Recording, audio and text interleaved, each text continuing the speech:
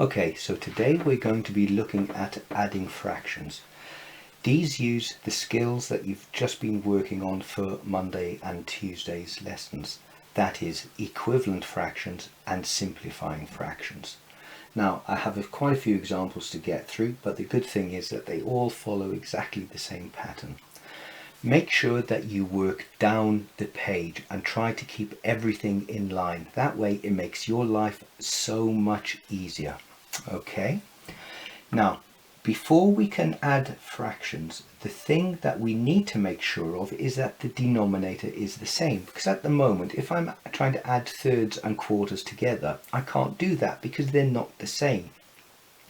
So I need to change both of these into fractions where the denominator is the same, and I'm going to choose twelfths because I know that 3 and 4 both divide into 12.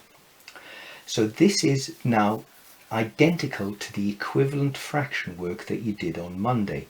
You're comparing the denominators. You're saying, what did I multiply 3 by to get 12? And the answer is 4. So I'm just going to write down a times 4 there as a reminder, which means I need to multiply the 2 by 4. So that now gives me 8. So 2/3 is the same as 8/12.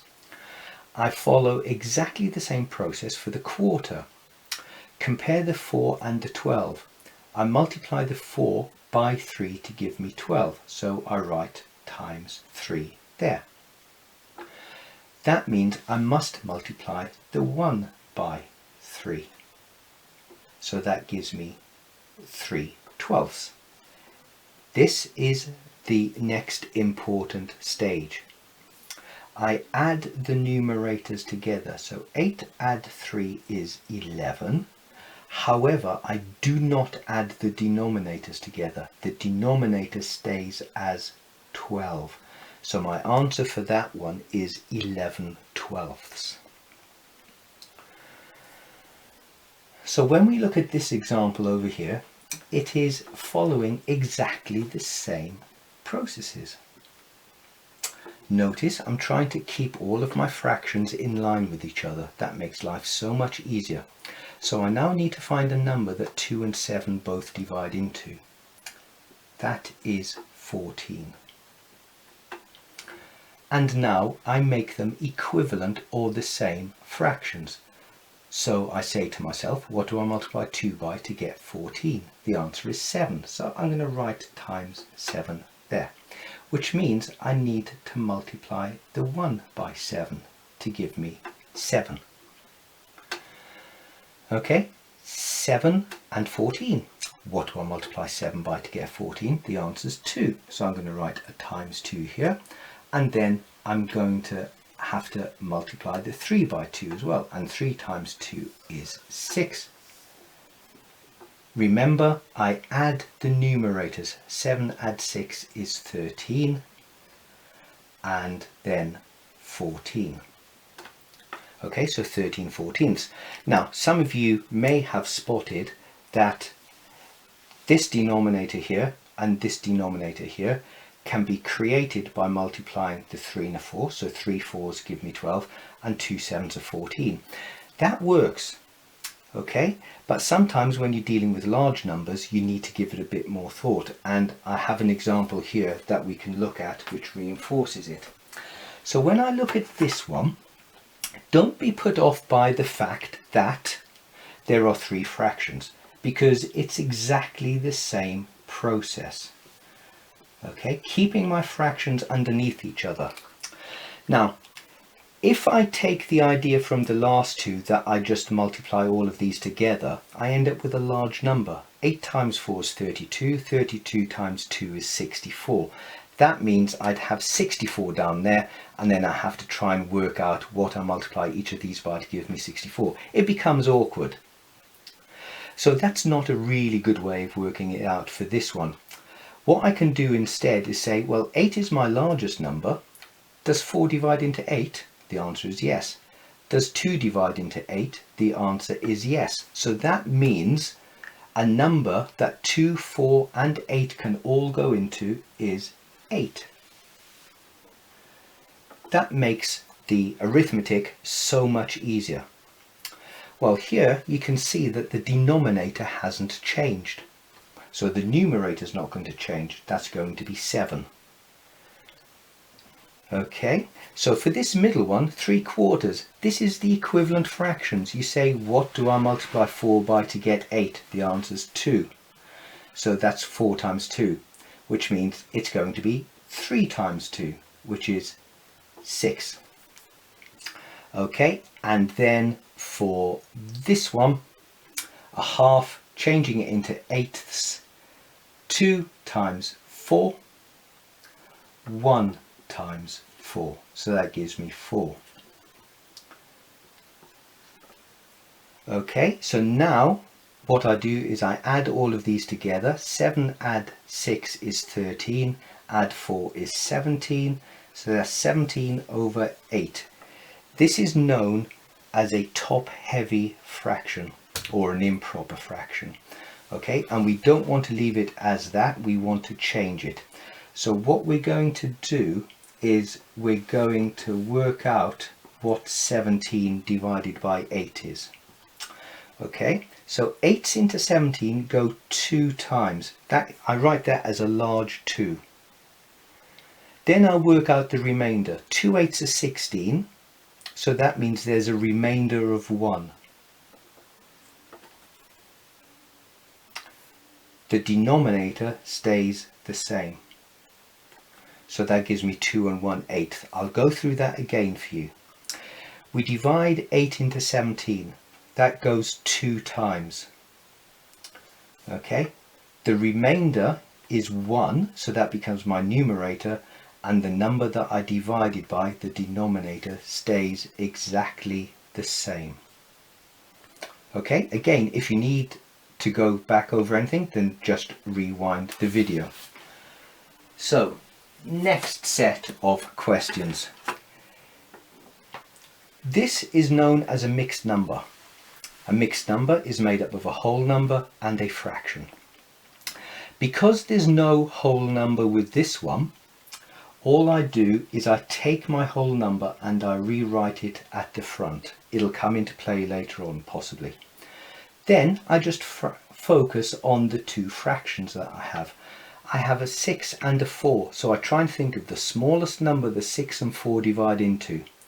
That is 12. Okay, and now it's exactly the same process again. What do I multiply 6 by to get 12? The answer is 2, so that's 6 times 2, which means it has to be 1 times 2. So that gives me 2/12. Okay, then I compare here. What do I multiply 4 by to get 12? The answer is 3.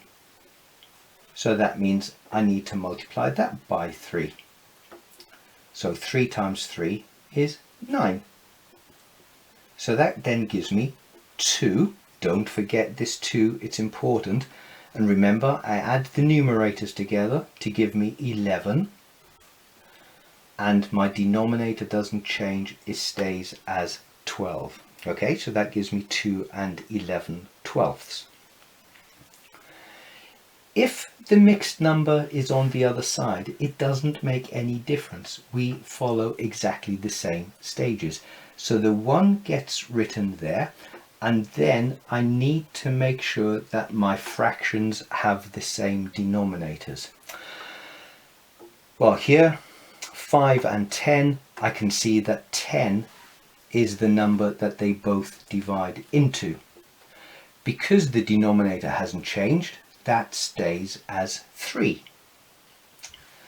Here I'm changing 5 into 10, which means I need to multiply it by 2, which means I need to multiply the 2 by 2.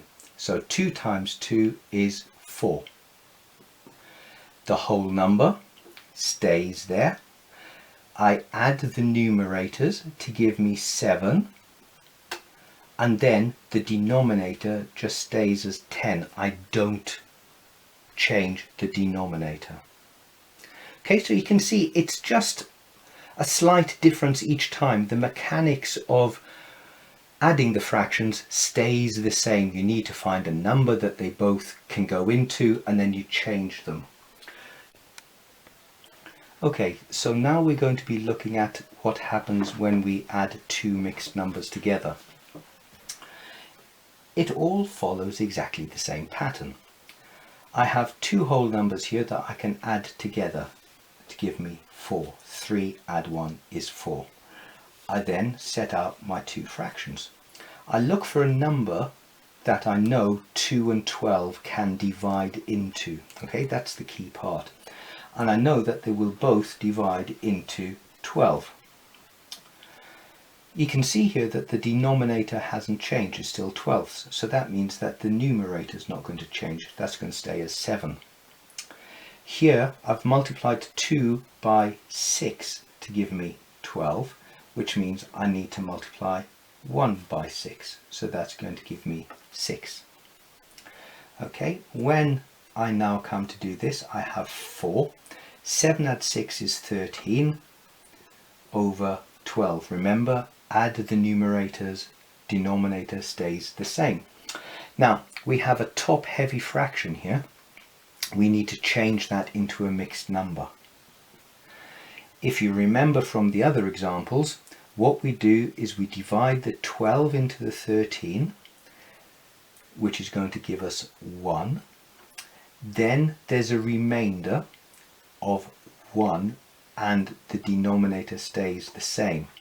Now I'm going to put a little plus sign in here, otherwise we're going to end up with a very strange answer.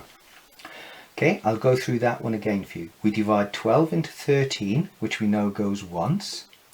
There's a remainder of 1, which becomes our new numerator, and the denominator stays the same. And now all we do is we add the 4 under 1 together to give me 5, and then it gives me a 12th. Okay, so the answer is a 5 and a 12th. Over here on this second example, exactly the same idea.